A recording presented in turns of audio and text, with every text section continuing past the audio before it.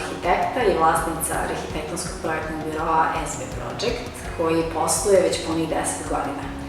Često nam postavljaju pitanja šta je to čime se arhitekte konkretno bave.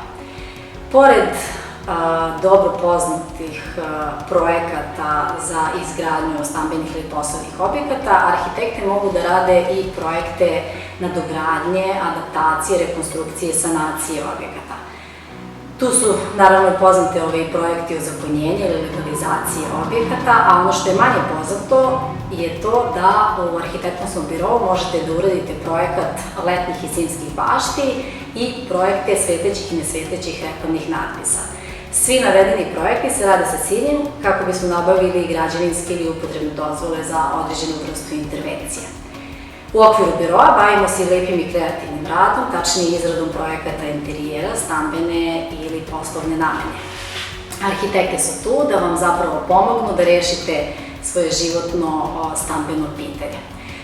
Ukoliko vam je ovo bilo korisno, podelite ovaj video sa nekim, a mi se vidimo naredni put uz teme iz oblasti arhitekture